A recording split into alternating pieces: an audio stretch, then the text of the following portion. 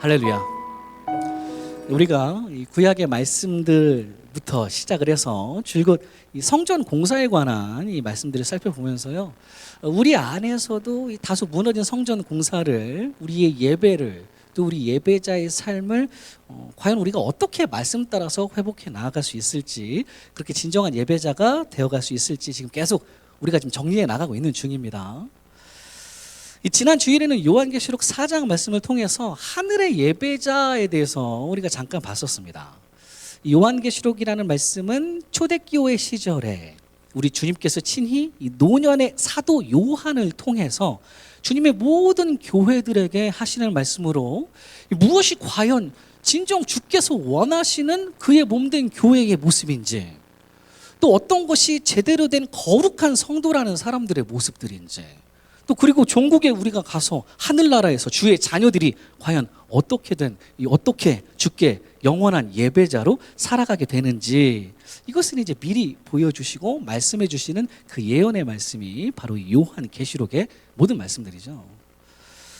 그러니 결국 우리들이 여기서 지금 드리고 있는 이 땅에서의 이 예배 역시도, 또 예배자로 살아가고 있는 우리 모든 삶의 모습들 역시도 그 정답은 요한계시록에서 보여주는 이 모습들입니다. 하늘 예배자들의 모습에 점점 우리가 더 가까이 가야 마땅해지는 거고요.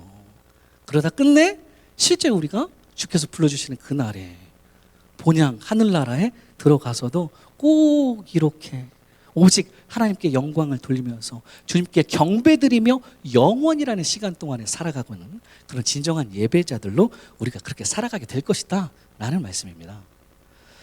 지난주일 말씀, 궁극적으로만 우리가 따라가야만 하는 이 하늘 예배자들 세 가지로 정리해 봤었죠. 다시 리뷰해 보면요, 하늘 예배자는 주님의 보좌가 중심이었습니다. 항상 주님의 보좌 중심으로 그 둘레를 우리는 돌아가면서 살아가는 사람. 내가 중심이고 하나님도 돌고 다 돌지 말고 주님의 보좌가 항상 중심이고 나는 그 주위를 도는 사람, 예배자. 그리고 주님의 보좌 앞에서 투명한 모든 것이 다 드러나는 그 앞에서는 그저 엎드려 성경 말씀을 비추어서 나를 돌아보고 회개할 줄 아는 예배자. 그리고 주님의 보좌 앞에 엎드려 섬기고 나의 금관을 내어 드리며 오직 주님께만 영광 돌며 살아가는 예배자의 모습, 세 가지였죠. 오늘은 이제 요한계시록 7장의 말씀인데요, 역시 또 하늘의 예배자에 대한 이 말씀입니다. 특별히 오늘 본문 말씀은요, 하나님의 종들로, 하나님의 예배자들로 끝내 그 이마에 하나님의 인을 받게 된다는 이스라엘 자손 14만 4천에 관한 말씀입니다. 조금 이제 어감이 조금 최근 들어서는 뭐 신천지인지 구천지인지 하여튼 이런 이단들 때문에 우리가 이 14만 4천이라고 하면 어째 좀 이상한 어감으로 이렇게 조금 볼 수가 있고요. 뭔가 조금 이거를 우리가 어떻게 해석해야 되나 좀 의아할 수 있는 그런 부분이 있는데, 그러나 그 사람들이 이 부분을 그저 이 문자 자체에 집중을 해서, 이 숫자 자체에 집중을 해서 제멋대로 자의적인 해석을 해서 그렇지, 오늘 말씀 역시도 모든 하나님의 성경 말씀들이 마찬가지이듯이 정말 달고 오묘한 우리 하나님 아버지의 은혜의 말씀인 줄로 믿습니다. 우리가 성경을 해석할 때 반드시 주의해야 하는 부분이 바로 이제 이런 부분들인데요. 성경 말씀을 그냥 해당 그 문자 그대로만, 그 부분만을 이렇게 해석해서는 큰 오류가 발생할 수밖에 없다라는 사실입니다. 이 모든 성경 전체적인 말씀의 흐름을 고려하지 않고, 또 그 당시의 역사적인 배경, 상황도 무시해버리면서, 그러면서 또 앞뒤 좌우 막 문맥도 한번 살펴보지를 않은 채 그저 그냥 그 부분만, 그 문자 자체만, 딱 숫자 자체만 집중을 하다 보면요, 이렇게 신천지들이 주장하는 대로 14만 4천 명이라는 그냥 딱 정해진 그 숫자만이 하나님의 인을 받는다, 그러니 어떻게든 그 숫자를 채우자, 이런 말도 안 되는 소리를 하게 되는 겁니다. 우리가 성경을 해석할 때에는요, 그 문자 자체만, 그 부분만을 봐서는 안 되고요, 올바른 성경 해석이란 반드시 세 가지 해석 안에서 이루어져야 합니다. 그것부터 먼저 정리를 하고 넘어갈 건데요, 한번 정리해 보면 이렇습니다. 올바른 성경 해석은 먼저 역사적인 해석 안에서 이루어져야 됩니다. 말씀이 기록된, 하나님께서는 사람을 통해서 말씀을 기록하셨기 때문에 그때 당시의 상황을 반드시 우리가 기록된 역사적인 상황과 환경도 이해를 하고 그 말씀을 들여다봐야 됩니다.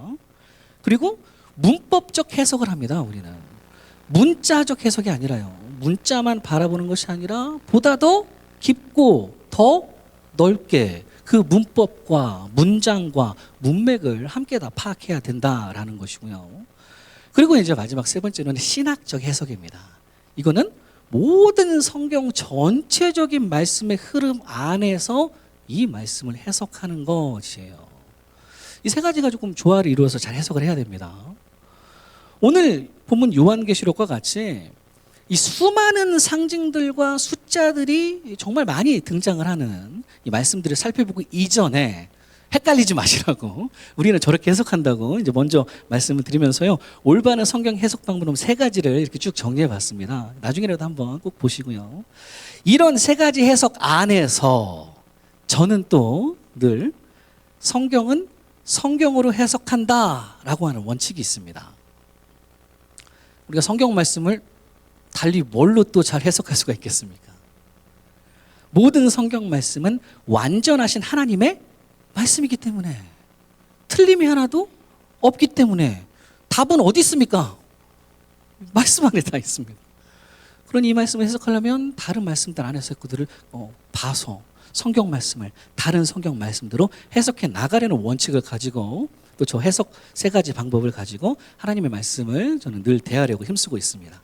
이 부분을 좀 기억을 하시면서요, 그렇다면 오늘 요한계시록 본문에서 말씀하시는 하나님의 종들로 끝내 그 이마에 인을 받게 된다는 사람들, 바로 하늘의 예배자들은 과연 어떤 모습인지, 이런 참된 예배자로 주님 부르시는 그날까지, 또 이후에도 영원을 살아가시는 저와 여러분 모두가 되시기를 간절히 축원합니다. 먼저 첫 번째 하늘 예배자는요, 이미 말씀드린 대로 하나님의 종으로 이마에 하나님의 인을 받은 예배자들이다 라고 묘사를 하고 있죠. 본문 2절과 3절 말씀 보면 이렇게 말씀하십니다. 또 봄에 다른 천사가 살아계신 하나님의 인을 가지고 해 돋는 데로부터 올라와서 땅과 바다를 해롭게 할 권세를 받은 네 천사를 향하여 큰 소리로 외쳐 이르되, 우리가 하나님의 종들의 이마에 인치기까지 땅이나 바다나 나무들을 해하지 말라 하더라. 심판 때, 심판의 전의 상황인 거죠. 이 말씀은요, 결국 마지막 날 모든 것들이 심판받기 이전에 살아계신 하나님의 인이 그 이마에 인쳐지는 바로 그 사람들이 하나님의 종들이라고 얘기를 합니다. 하나님의 종들이니까 하나님을 섬기는 하나님의 예배자들이다라는 말씀이에요. 그러면 이제 구체적으로 하나님의 인을 받았다, 그 이마에 하나님의 인을 받았다라고 하는 것이 성경 전체적으로 과연 어떤 의미를 가지고 있는지 봐야 되겠죠. 성경 전체로요, 그 이마에 하나님의 인을 받았다, 하나님의 표를 받았다라고 이제 구약에서 많이 표현을 하는데, 이렇게 하는 말씀들이 여기에만 나오는 것이 아니라 이미 구약에서부터 크게 한 세 부분 정도에서 우리가 찾아볼 수가 있습니다. 먼저 첫 번째는요, 구약 에스겔 9장 4절에서 6절까지 보면 바로 이런 사람들이 하나님의 표를 이마에 받았다라고 먼저 얘기하셨습니다. 제가 읽어보면 이래요. 여호와께서 이르시되 너는 예루살렘 성읍 중에 순행하여 그 가운데에서 행하는 모든 가증한 일로 말미암아 탄식하며 우는 자의 이마에 표를 그리라 하시고, 그들에 대하여 내 귀에 이르시되 너희는 그를 따라 성읍 중에 다니며 불쌍히 여기지 말며 긍휼히 여기지 말며 쳐서 늙은 자와 젊은 자와 처녀와 어린이와 여자를 다 죽이되, 그러나 이마에 표 있는 자에게는 가까이 하지 말라, 이런 말씀이세요. 오늘 본문과 아주 흡사한 말씀인데요, 이 에스겔서 말씀은요, 남유다의 상황입니다. 마지막 상황, 끝까지 하나님께 불신앙으로만 흘러가고 있었던 남유다를, 그 죄악된 남유다를, 예루살렘을 우리 하나님께서 심판하시려고 그 심판자를 보내셔서요, 바로 그 심판자에게 하시는 말씀입니다. 그런데 여기 보니까 우리 하나님께서는 오늘 본문처럼 심판하시기 이전에 가장 먼저 어떤 사람들을 좀 챙기고 있죠. 심판자에게 이렇게 명령합니다. 너 심판하기 전에 예루살렘 두루 돌아다니면서 그 가운데에서도 자신들의 가증한 모든 일로 말미암아, 바꿔 얘기하면 자신들의 죄악으로 말미암아 통곡하면서 주님 앞에 뭐 하고 있습니까? 이게 회개하고 있는 사람들을 너희가 찾아서 그들의 이마에 표를 그려라 라고 얘기를 하시죠. 그런 다음에 모든 성읍을 심판하며 남녀노소 막론하고 다 죽이는데, 그러나 반드시 이마에 표 있는 이 사람들에게는 절대로 가까이 가지도 말아라. 바꿔 얘기하면 털끝 하나도 건드리지 말아라 라고 명령하시는 우리 하나님이십니다. 결국 하나님께서는요, 이렇게 자신의 죄악을 주님 앞에 탄식하면서 그리 회개하고 있는 이들을 찾으셔서 그들의 이마에 하나님의 표를, 하나님의 인을 인쳐주시고 심판날에도 끝까지 친히 보호해 주시면서 반드시 지켜주신다라는 말씀입니다. 할렐루야. 이와 비슷한 모습이요, 오늘 본문에서도 하나님의 인을 받았다는 사람들에게 똑같이 나타납니다. 14절 말씀 보면 이렇게 얘기합니다. 본문 14절 말씀. 내가 말하기를 내 주여 당신이 아시나이다 하니 그가 나에게 이르되 이는 큰 환난에서 나오는 자들인데 어린 양의 피에 그 옷을 씻어 희게 하였느니라. 여기 나오는 이 사람들이 바로, 이 부분이 바로 하나님의 인을 이마에 받았다는 사람들에 대한 그 묘사인데요, 이들은 큰 환난에서 나오는 자들, 에스겔 말씀처럼 큰 심판에서 벗어난 자들, 이 사람들에게 심판이 해당되는 게 아니다는 거죠. 벗어난 자들로 이들이 바로 어린 양의 피에 그 옷을 씻어서 희게, 하얗게, 깨끗하게 된 사람들이다 라고 말씀하고 있습니다. 바로 어린 양이신 우리 주 예수 그리스도의 보혈로 나의 모든 더러운 죄악들을 깨끗하게 씻으면서 그렇게 주님 앞에 뭐 하면서 나아가요?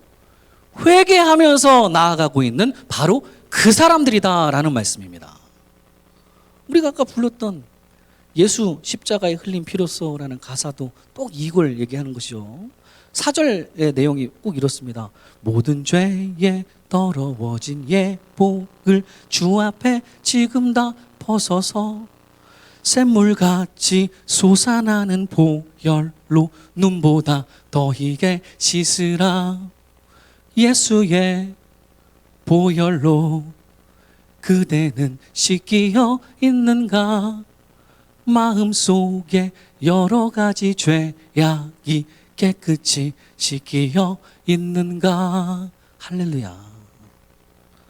그렇게 그 이마에 받았다는 사람들, 그 이마에 하나님의 표를 받았다고 하는 사람들의 그 첫 번째 모습이 내 모든 죄악을 보혈로, 예수의 보혈로 깨끗하게 씻으면서 늘 주님 앞에 회개로 나아갈 줄 아는 사람들의 모습이다라는 겁니다.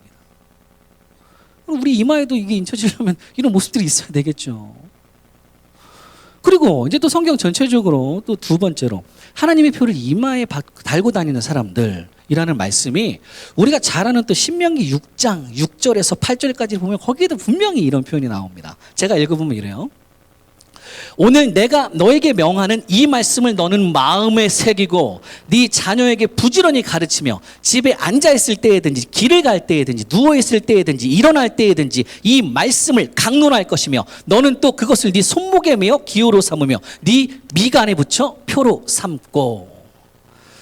저기서 미간이라는 표현이요, 눈과 눈 사이입니다. 이 앞니말을 의미하는 표현이에요. 똑같이 이마입니다. 이들이 또 이마에 하나님의 표를, 이번에는 하나님의 그냥 말씀 자체를 그냥 붙이고 다니는 사람들이라는 거죠. 신명기의 이 말씀은요, 이스라엘아 들으라, 샴마 이스라엘이라고 하는 말씀으로 우리 하나님께서 이스라엘에게 그 언약의 자녀들에게 친히 명령하시는 바로 그 부분입니다.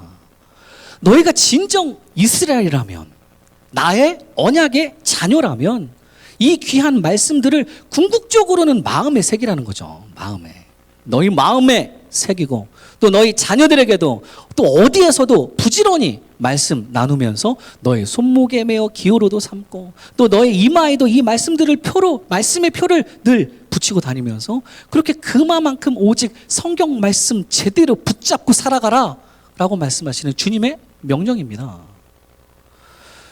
그러니 이 말씀에 비추어 볼 때 그 이마에 하나님의 인을 받았다, 하나님의 표를 받았다라고 하는 언약의 자녀들에게서도요, 이 진정한 이스라엘에게서는 그저 손목에 장신구처럼만 말씀만 잔뜩 매달고 다니는 거 아니겠죠. 또 이마에만 겉으로만 그냥 말씀 잔뜩 붙이고 다니는 정도가 아니라 진정 주님의 말씀을 마음에 새기는 사람들, 내 마음에 진정 꾹꾹 눌러 새기는 모습이 그렇게 내 삶의 모든 영역들 속에서 맡겨주신 이들과 함께 오직 성경 말씀 중심으로 묵묵하게 살아내려는 모습이 끝내 하나님의 인을 이마에 받는 그 자녀들에게도 점점 이와 똑같은 모습들이 흘러나오게 된다라는 말씀입니다. 이게 두 번째고요. 마지막 세 번째로는 이제 요한계시록 좀 뒷부분에 가보면 요한계시록 14장 1절 말씀에 보면요, 하나님의 인을 이마에 받는다라고 하는 것이 직접적으로 무엇을 의미하는지 이렇게 말씀하십니다. 또 내가 보니 보라, 어린 양이 시온산에 섰고 그와 함께 14만 4천이 서 있는데 그들의 이마에는 어린 양의 이름과 그 아버지의 이름을 쓴 것이 있더라. 이렇게 말씀합니다.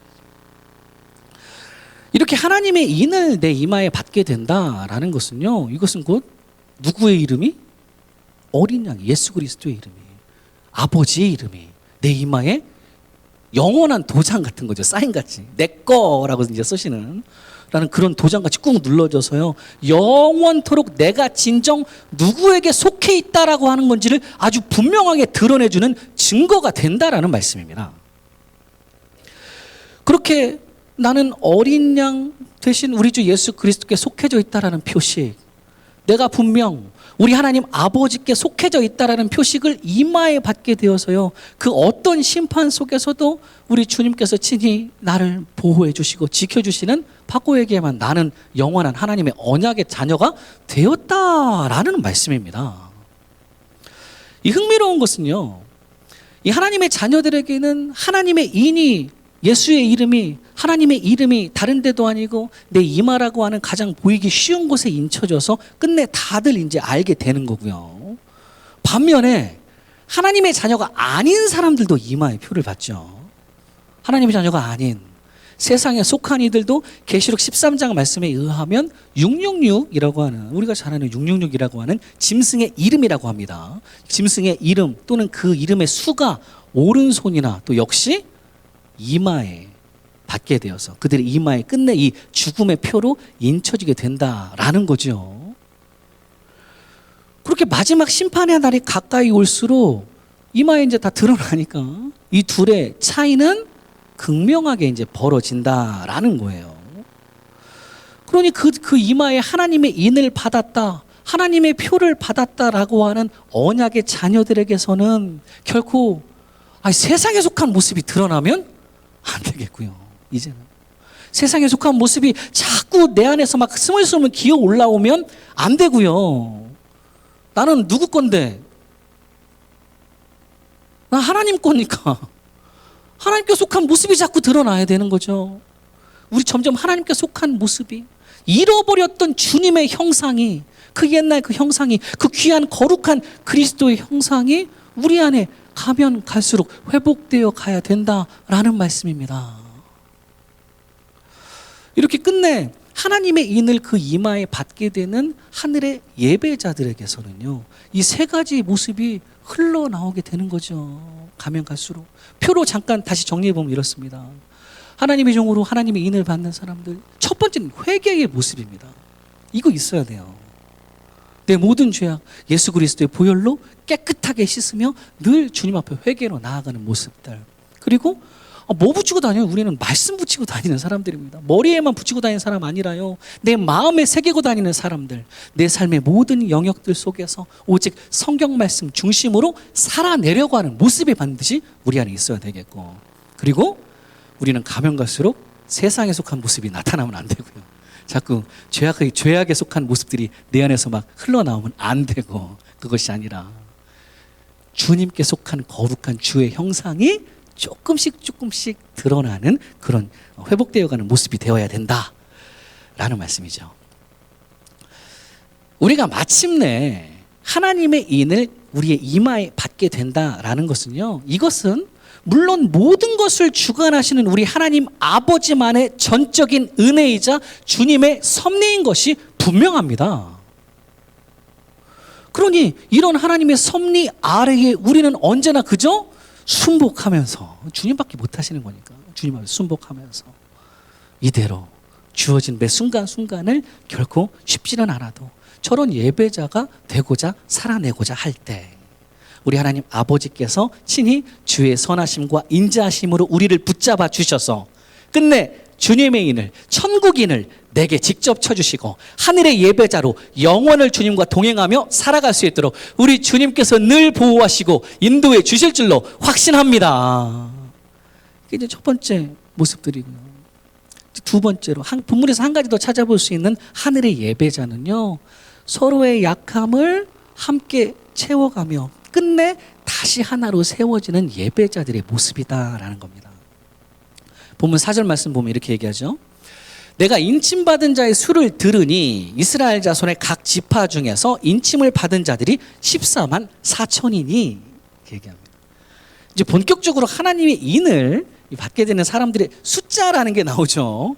총 14만 4천 명이라고 얘기를 합니다.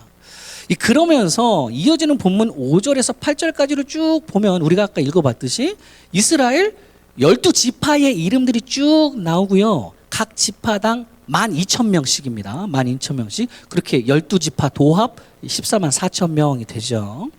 각 지파당 12,000명이라는 숫자도 12 곱하기 1000이 되는 겁니다.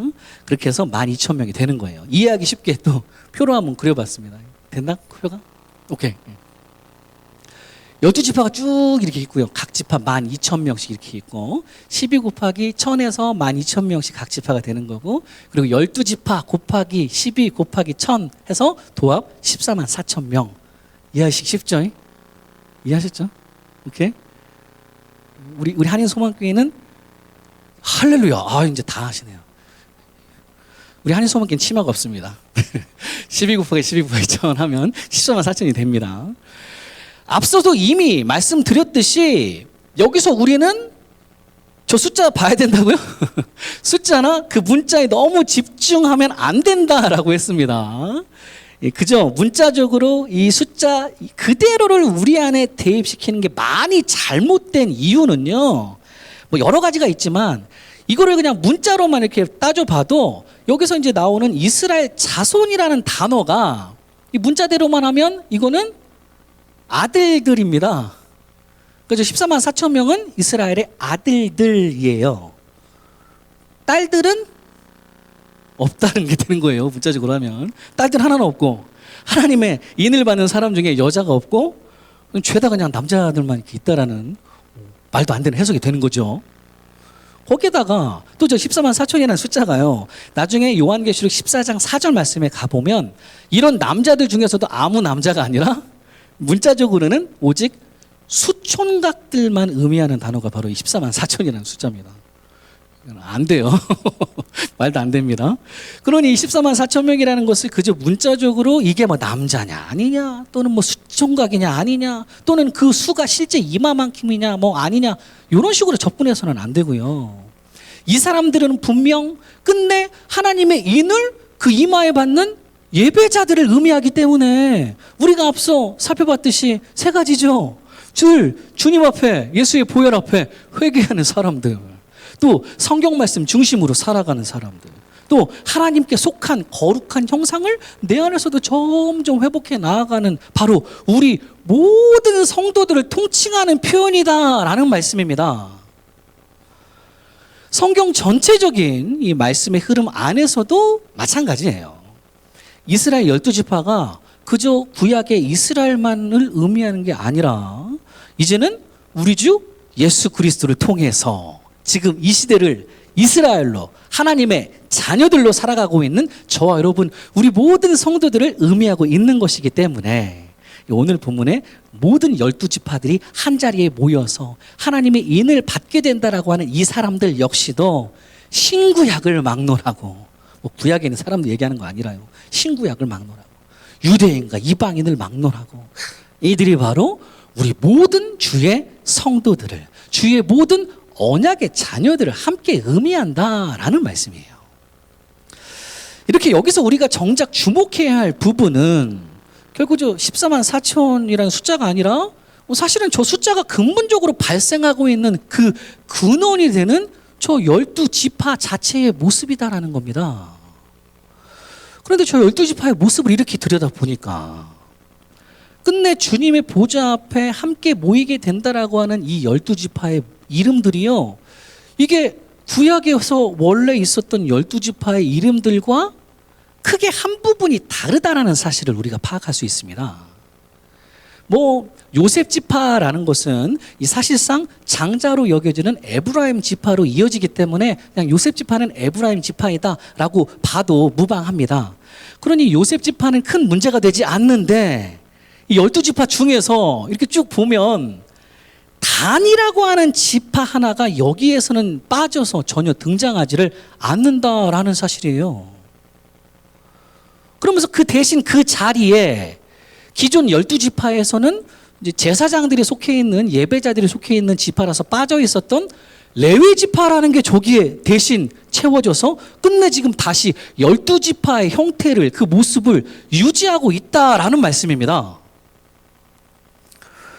그 이유에 대해서 대부분의 학자들은 이 단이라고 하는 지파가 그간 이스라엘 안에서, 단이라고 하면 유명한 것은 바로 우상 숭배입니다. 우상 숭배하는 지파하면 이 대표적인 지파가 바로 이 단이라고 하는 지파인데, 항상 우상 숭배를 주도해 왔었던 어떤 역할을 했던, 그래서 그들의 죄악 때문에 이들이 마지막에 빠졌다라고 봐요. 사사기 18장 31절 말씀 보면요, 단지파가 바로 이랬습니다. 예. 하나님의 집이 실로에 있을 동안에 미가가 만든 바 새긴 신상이 단 자손에게 있었더라. 사사 시대에 하나님의 집이 엄연히 실로에 있었음에도 불구하고 그때부터도 이 자기들 지파 안에다가 우상을 그냥 버젓이 보란 듯이 가지고 섬기고 살아갔었던 그런 죄악된 모습의 대표 지파가 바로 이 단이라고 하는 지파입니다. 그러다가 나중에 열왕기상 12장에 가서도요, 이제 남유다 북이스라엘이 이제 쫙 갈라졌을 때 북여로보암이 금송아지를 만들고 신상을 만들었던 그곳이 바로 단이라는 곳이 되는 거죠. 계속 우상 숭배는 거기서만 이루어집니다. 이 정도로 이 우상 숭배라는 죄악과 굉장히 밀접했던 단 지파는 오늘 본문의 이 요한계시록의 12지파에서는 빠져 있고요. 그 비어 있는 자리를 그냥 내버려 두진 않았어요. 반드시 예배를 담당하는 레위 지파가 다시 채워져서 원래 12지파라는 모습을 지금 유지해 나가고 있다라는 말씀입니다. 그러니 지금 이 모습처럼 죄악으로 인해 빠져버린 한 개의 지파를 다시금 제대로 메꿔서 맨 처음 하나님께서 하나의 이스라엘로 불러주신 그 12개의 지파가 끝내 다시 함께 하나로 세워주는 이 귀한 모습이야말로 바로 우리가 진정 주목해야 되는 하늘 예배자들의 그 모습이다라는 말씀입니다. 이렇듯 마침내 하나가 된 하늘 예배자들이 결국에는 또 이렇게 하나님께 경배를 드리게 되는 거죠. 우리가 너무나 잘 아는 말씀입니다. 바로 이어지는 오늘 본문 9절과 10절 말씀 보면요, 이후에 내가 보니 각 나라와 족속과 백성과 방언에서 아무도 능히 셀 수 없는 큰 무리가 나와 흰 옷을 입고 손에 종려가지를 들고 보좌 앞과 어린 양 앞에 서서 큰 소리로 외쳐 이르되 구원하심이 보좌에 앉으신 우리 하나님과 어린 양에게 있도다 하니. 이게 이제 그 14만 4천 명의 모습입니다. 14만 4천 명인데 아무도 셀 수 없는 숫자라고 얘기를 해요. 또 저기에서 이제 9절 말씀, 다시 한번 9절 말씀 넘겨보면 같이 나왔어야 되는데, 각 나라와 족속과 백성과 방언이라는 저 표현이 나오는데요, 저 표현은 사실 창세기에서부터 이미 시작되었던 표현입니다. 창세기 10장 5절 말씀에 가보면 거기에서는 이렇게 됐었어요. 이들로부터 여러 나라 백성으로 나뉘어서 각기 언어와 종족과 나라대로 바다의 땅에 머물렀더라, 이런 표현이 나옵니다. 여기에서는 이 창세기 이 말씀은요, 노아의 세 명의 아들들이죠. 셈과 함과 이 야벳의 자손들이 이제는 서로 나누어져서 각기 여러 백성, 각기 언어로, 각 종족으로, 각 나라로 이제 뿔뿔이 흩어져서 살아가는 모습을 지금 얘기하고 있는 겁니다. 그렇게 창세기 때는 그때는 다 뿔뿔이 흩어져서 각 나라와 족속과 백성과 각기 언어로 살아가던 그들이 이제 오늘 본문에서 하나님의 예배자로서는 모든 성도가 다시 하나로 뭉쳐져서 구원하심이 보좌에 앉으신 우리 하나님과 어린 양께 있도다. 이 찬양의 노래를 들으면서 영원한 예배를 드리는 하나의 하늘 예배자로 모였다라는 말씀입니다. 이렇게 모든 12개의 지파가, 모든 성도가 이전에는 뿔뿔이 흩어졌다가 끝내는 하나로 모아져서 하나님께 예배드리고 있는 예배자의 모습, 이런 정말 많이 흡사한 모습들을 우리는 사도행전의 초대교회 그 시작에서도 찾아볼 수가 있죠. 뭔가 빠졌을 때 그 자리를 메꿔 나가는 모습, 종종 봤듯이 가룟 유다라고 하는 이번에는 12 제자 중에 하나가 죄악을 저질렀죠. 그래서 그만 가룟 유다는 빠져버렸습니다. 근데 그 자리 그냥 가만 내버려 둔 게 아니라 어떻게 합니까? 베드로가 손들어서 우리 채우자.